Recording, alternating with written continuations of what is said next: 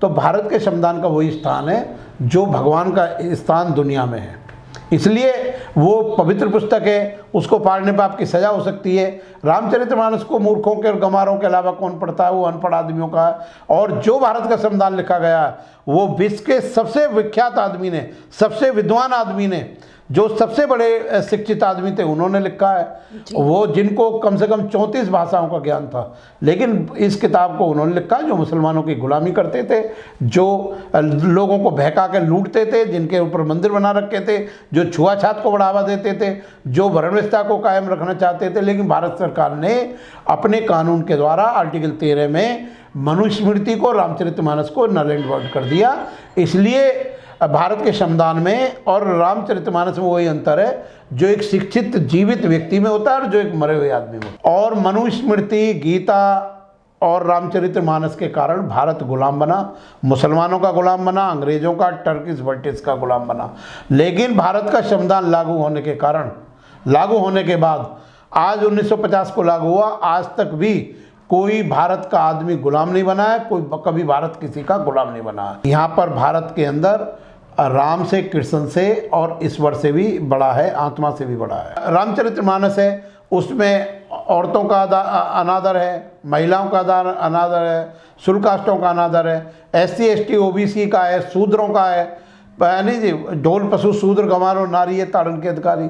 जबकि भारत के संविधान में सब लोगों को समानता का अधिकार दिया गया है। जो भारत का संविधान है वो जीवित लोगों की भी रक्षा करता है और मरे हुए लोगों को भी कर सकता है। आप किसी का कब्रिस्तान नहीं खोद सकते। यानी कि भारत का जो संविधान है वो एक लीगल डॉक्यूमेंट्स है। किसी SP IAS IPS की या हाई कोर्ट के जज की या सुप्रीम कोर्ट के जज की क्या पावर होगी, ये पावर हमको भारत के संविधान से मिलेगी। यहाँ के नागरिकों की क्या, कौन नागरिक होगा, किसकी क्या राइट्स होंगे, क्या ड्यूटीज होंगे, भारत के संविधान से मिलेंगे।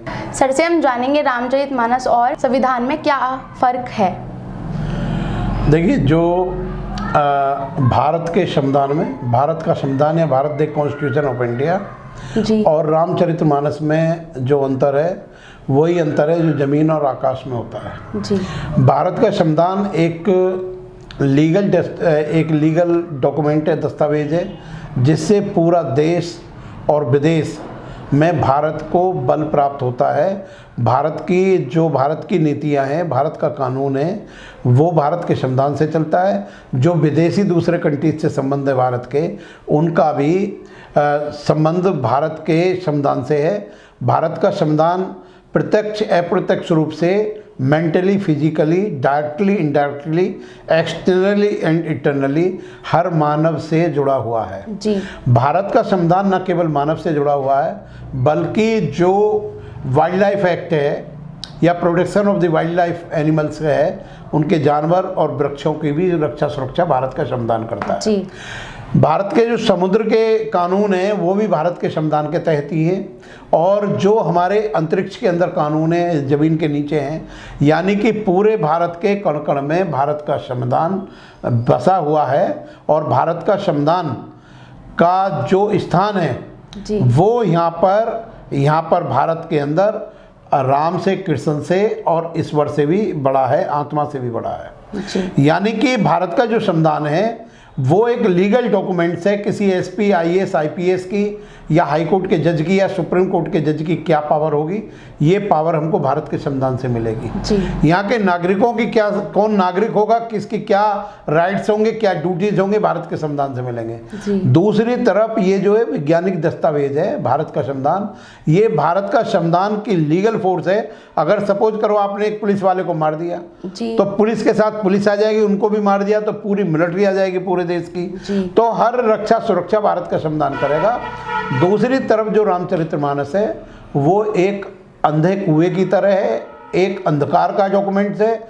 वो एक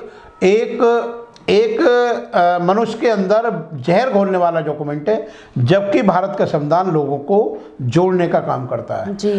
जो रामचरितमानस है उसमें औरतों का अनादर है, महिलाओं का अनादर है, शुल्काष्टों का अनादर है, SC ST OBC का है, शूद्रों का है, यानी जी ढोल पशु शूद्र गंवार और नारी ये ताड़न के अधिकारी।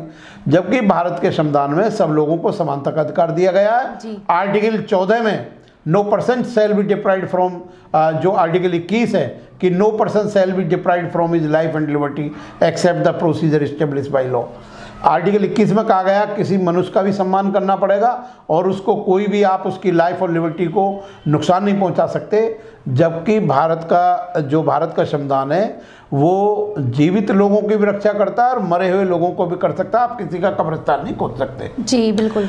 तो लेकिन जो रामचरितमानस है वो एक अंधकार का डॉक्यूमेंट है, एक असमानता का डॉक्यूमेंट्स है, और वो एक तरह से मनुस्मृति को ही लागू करने के लिए एक प्रक्रिया है जो आदमियों में विखंडन पैदा करता है। और मनुस्मृति, गीता और रामचरितमानस के कारण भारत गुलाम बना, मुसलमानों का गुलाम बना, अंग्रेजों का, टर्किश ब्रिटिश का गुलाम बना। लेकिन भारत का संविधान लागू होने के बाद आज 1950 को लागू हुआ, आज तक भी कोई भारत का आदमी गुलाम नहीं बना है, कोई कभी भारत किसी का गुलाम नहीं बना है।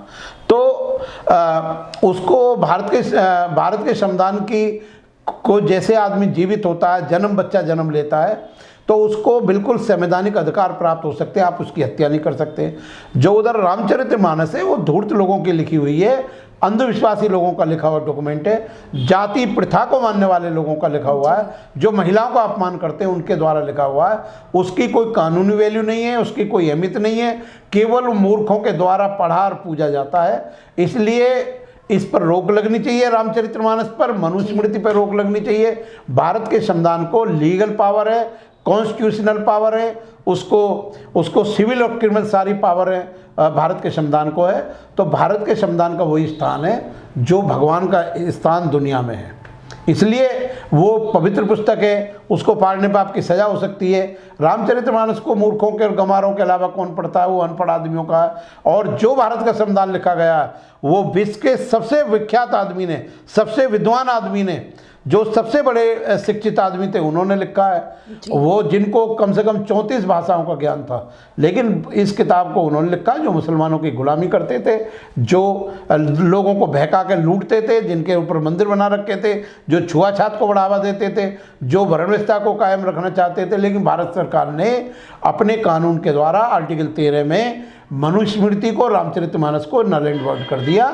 इसलिए भारत के संविधान में और रामचरितमानस में वही अंतर है जो एक शिक्षित जीवित व्यक्ति में होता है और जो एक मरे हुए आदमी में होता है। थैंक यू वेरी मच, बहुत बहुत धन्यवाद। अगर आपने अभी तक हमारा चैनल सब्सक्राइब नहीं किया है तो सब्सक्राइब करें और घंटी का बटन बिल्कुल भी दबाना ना भूलें ताकि सभी लेटेस्ट खबरें पहुंच सकें आप पे सबसे पहले।